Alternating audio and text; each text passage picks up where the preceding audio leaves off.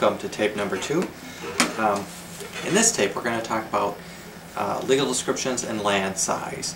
And in this tape we'll learn several things. First of all, we're going to learn about the importance of the legal description. We'll learn about the types of legal descriptions and how to read them. We'll learn about how to locate a property from the legal description. We'll learn about Sidwell numbers and the U.S. Geological Survey, and we'll learn about how to calculate land area, land size, and the importance that road right-of-ways have on the land area. And then at the end of this, there will be a lot of detailed exercises. In understanding the legal description, make sure you, before we really learn about legal descriptions, it's very important to understand the significance of a legal description. The legal description defines the boundary of the property that we're appraising. It actually delineates the outer limits of the land that we're looking at. And so we determine the property that we're appraising by the legal description. And that's a very important factor in doing the appraisal, because if the legal description is incorrect, then we may not know exactly what we're appraising. The building may not actually be the building that we think we're appraising may not actually be located on the land that we think we're talking about. So that's a very important factor in doing the appraisal, of course. And the beginning of the appraisal is defining exactly what it is we're appraising. So, knowing that, the legal description is extremely important in the appraisal. An appraisal is not really an appraisal of real estate without a legal description. Without knowing exactly what you're appraising, you can't put a value on it. If you can't delineate the boundary of the site, then you really don't know what you're appraising. So the legal description is very important, and it's something that needs to be handled with very meticulous care. And I have a lot of war stories about wrong legal descriptions or properties where the legal description was incorrect, or a lot of different things. Maybe I'll share some of those with you now, just to kind of scare you into understanding how important the legal description really is. One particular instance that comes to mind is when I was appraising some 77 acres of vacant industrial land in Orion Township. It was for a mortgage, and the developers were putting in an industrial subdivision. 77 acres is a big piece of land, and it had a significant value, and they were borrowing a significant amount of money to put in the roads and sewers and all the utilities and that kind of thing. When we did the appraisal, we were given a legal description, and the legal description encompassed actually 5 or 6 or 7 individual legal descriptions. So when we looked at each legal description and put them together, we could tell exactly the outline of the property that we were dealing with. The problem was not with us really, but was with the bank. When they went to close on the loan, the developer changed the legal descriptions, and although they had approximately 77 acres of land according to each legal descriptions, many of the legal descriptions overlapped. And in fact, what they really ended up with, when you look at all of the overlapping pieces, was about half that land, maybe 35 or 40 acres. And so they only had a mortgage on about 40 acres of land. And they didn't compare their legal description with the one that was done for the appraisal. And in doing so, they only had a mortgage on about half the land. The problem was, when they came to foreclose on the property, they could only take back about 40 acres of land, and they took a real beating on the deal. lost a lot of money, and it was because somebody, actually the loan officer, did not accurately look at the legal descriptions and didn't use the legal description that we had. So when we do an appraisal, it's very important that we know exactly which legal descriptions we have, and that exactly what property is covered by the legal descriptions. And in doing so, we'll serve our clients well, and we'll know exactly the property that we are dealing with.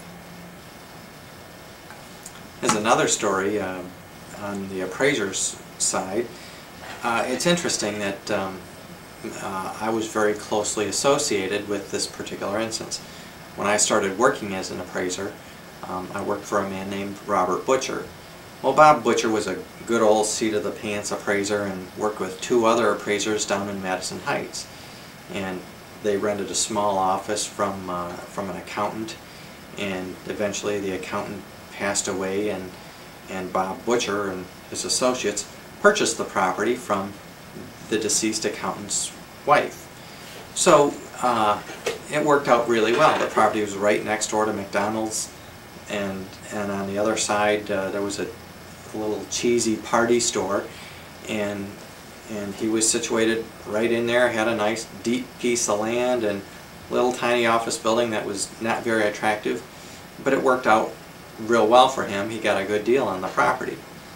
The problem is, when he purchased the site, there was an additional piece of land that the deceased accountant had purchased. Well, let me back up. The deceased accountant, when he bought the land, he bought it in two parcels. The first parcel was the original building. The second piece he bought from the neighboring property owner, and it was about 5 feet of land that was between him and the party store. And so he bought that additional 5 feet of land and built onto this little tiny office building, and so the office building backed up or abutted the party store. Worked out real well. My office and Bob Butcher's office was actually in that newer addition, and it made use of the land, and we had plenty of parking and all that. Well, when Bob Butcher and his associates purchased the land, or the office building from the accountant, it was on a land contract.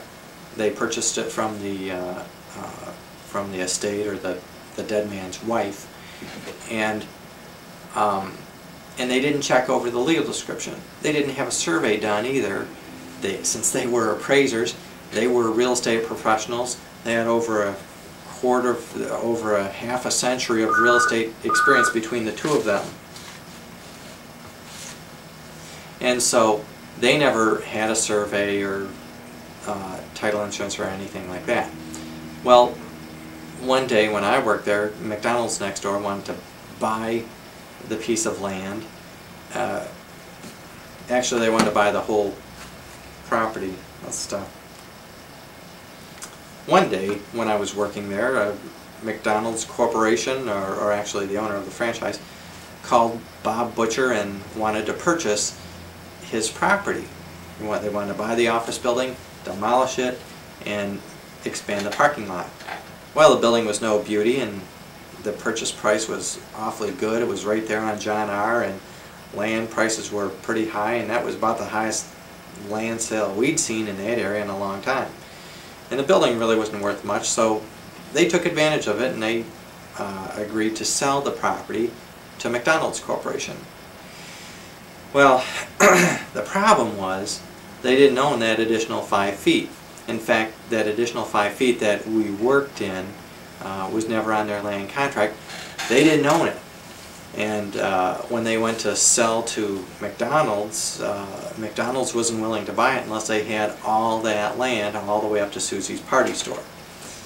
Well, eventually push came to shove, and well, they contacted the widow to see if they could get the additional land from her, and she felt like she had been cheated because they're turning around selling the property a few years later to McDonald's, and so she didn't think that was she wasn't going to let them get away scot-free and give them the land, or she wasn't going to do anything. And there were fees involved, and we could see attorneys getting involved, and a long drawn-out struggle, and McDonald's probably wouldn't wait around forever. So we ended up, eventually I went over and went to the party store owner and strong-armed him and threatened that we'd litigate and he'd lose anyways, and he signed over a warranty deed, or a deed, quit claim deed to the property. So they got the remainder, the remaining 5 feet to the property, and everything worked out.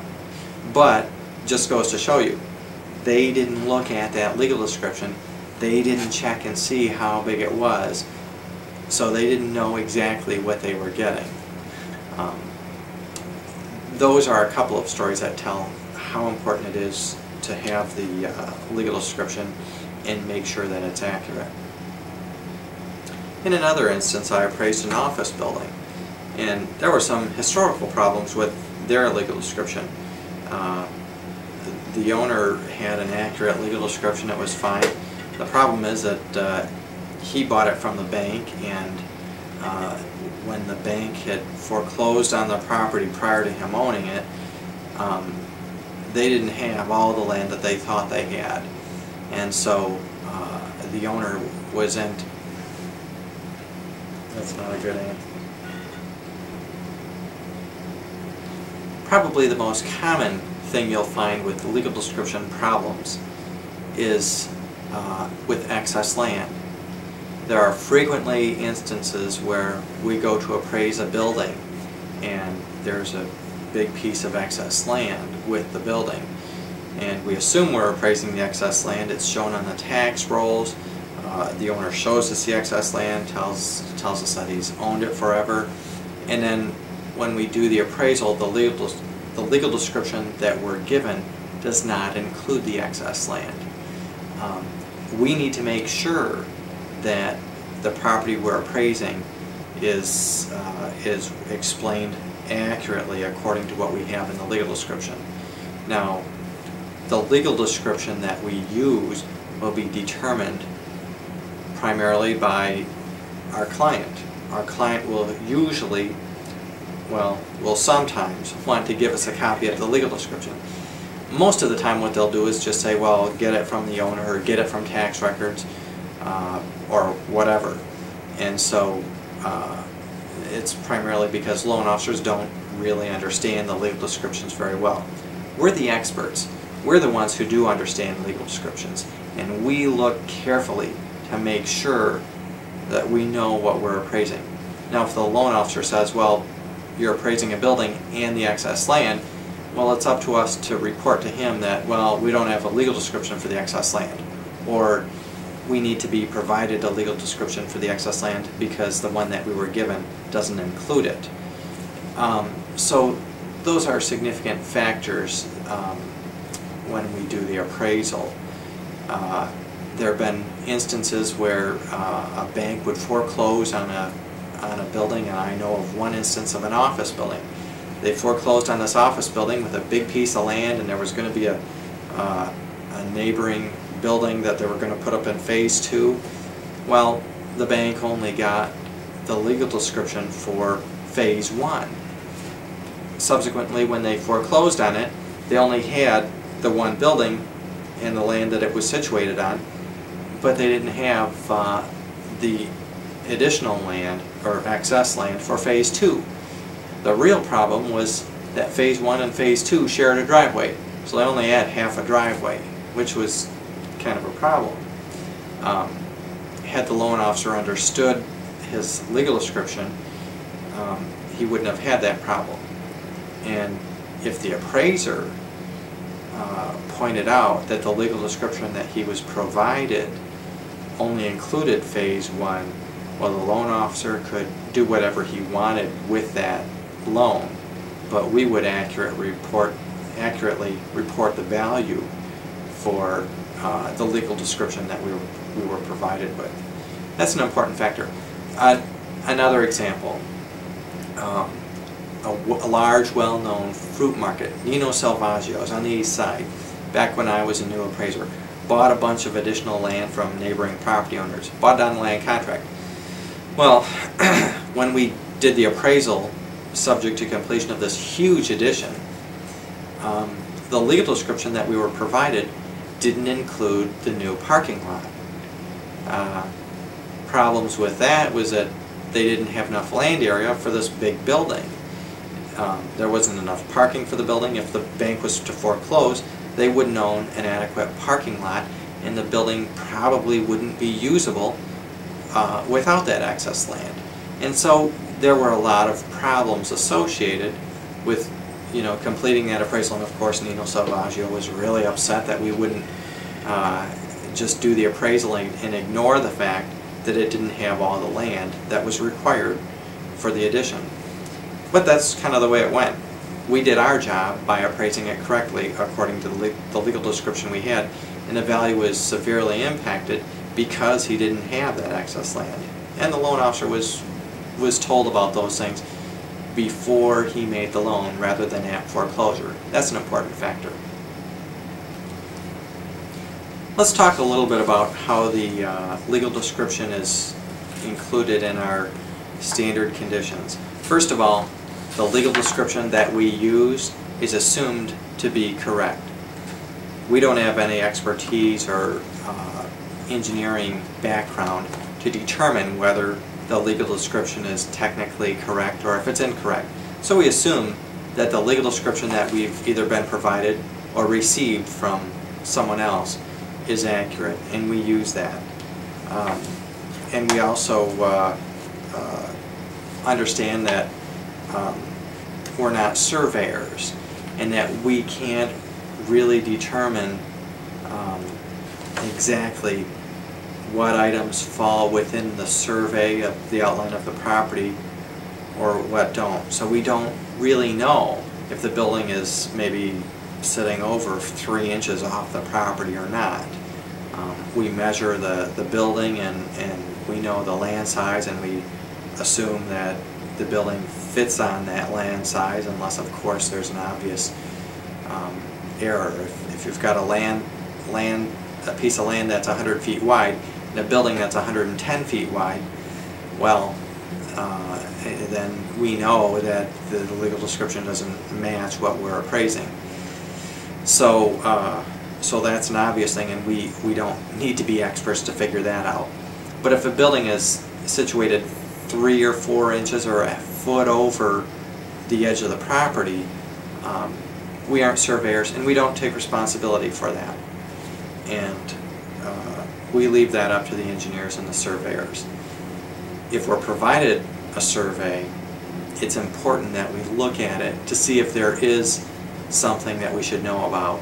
And whenever we get a legal description or a drawing or site plan, any type of plans that are from an engineer or a surveyor, we recognize their expertise in that area, and we don't have to double check their figures.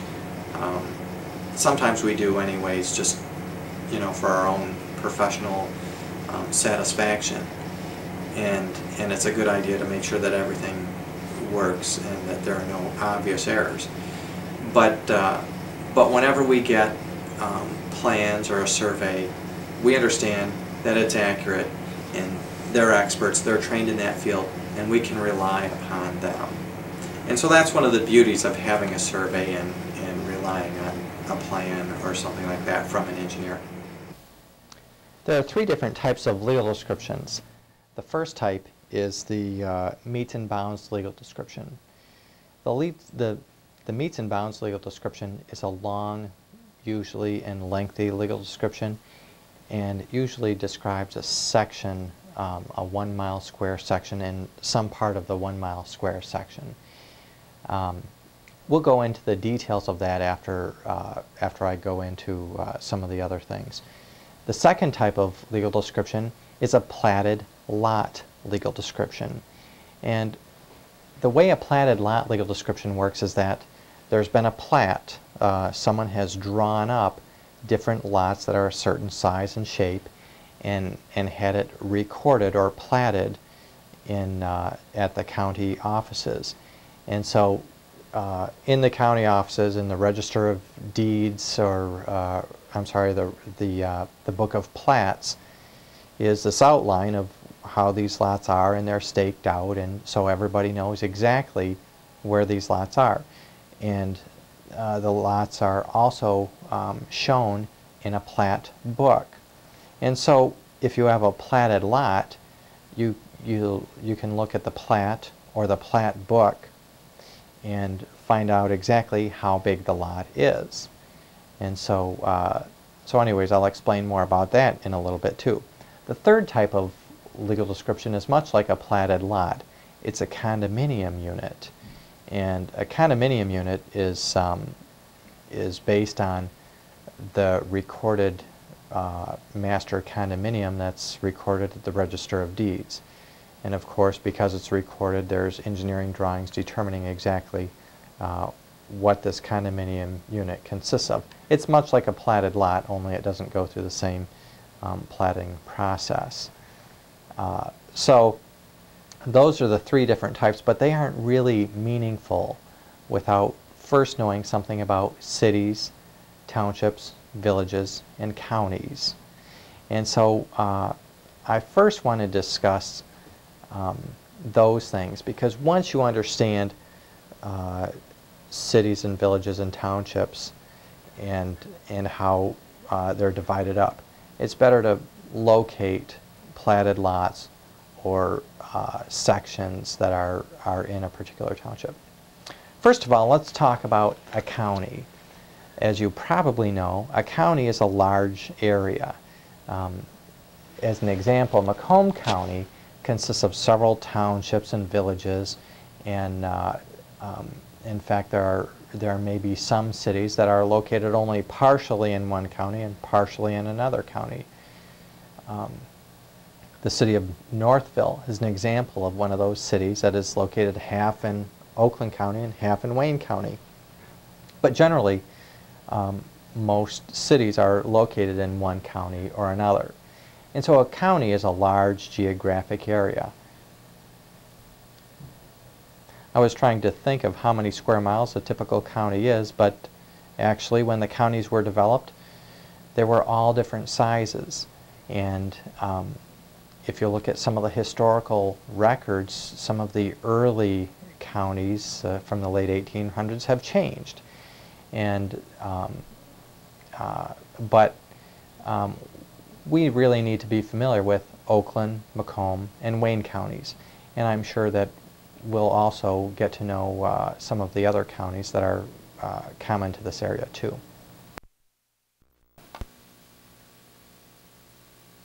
Let's talk a little bit about counties. Counties are a significant geographical and political division because they're very large compared to the state. It's the next division with that's under a state. The county has a lot of significant factors to it. A county has its own court system. That is, a court system in Oakland County is different than that of Wayne County. The county employs its own sheriff department, which is different from county to county. And each county has a county seat where deeds and transfers of property are recorded. So because of the different political structures within a county is considered a significant geographical and political division within the state. It's the next largest division below the state level. And so we want to recognize that factor, and you'll find that that when we try to get comparable sales and comparable rental properties, we try to stay within the same county because of the different political divisions between counties. The next largest geographical division or political division is the township. A county is divided into several townships. Townships are areas of land that are generally 6 miles by 6 miles square. Some townships are not exactly that. They're smaller or larger, and depending upon the shape and where they sit in the county. But most townships are designed to be 6 miles by 6 miles square.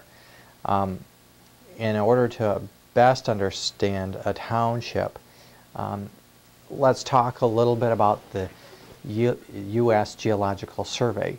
The U.S. Geological Survey was done back when, shortly after Michigan became a state, or maybe it was just before it became a state.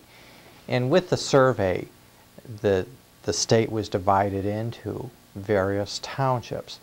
Basically, the state was made to look like a graph. We have an x-axis, which is the horizontal axis, and a y-axis, that is the vertical axis. And this axis was stuck on the state of Michigan, and it looks much like this high-quality graphic that I'm providing right now. You'll find a copy of this as index number 1 or article number 1 in your handbook, and so you can refer to it, but generally understand the x-axis, y-axis concept. Now, within this XY matrix, you'll find that basically the surveyors came to a central point, and, well, actually the x-axis, or baseline, happens to be 8 Mile Road, because they must have figured that was a significant place to put it. I don't know why. They picked a y-axis that's somewhere near the middle of the state, but it goes up and down, and it's very simple. I'm not even sure where it is. But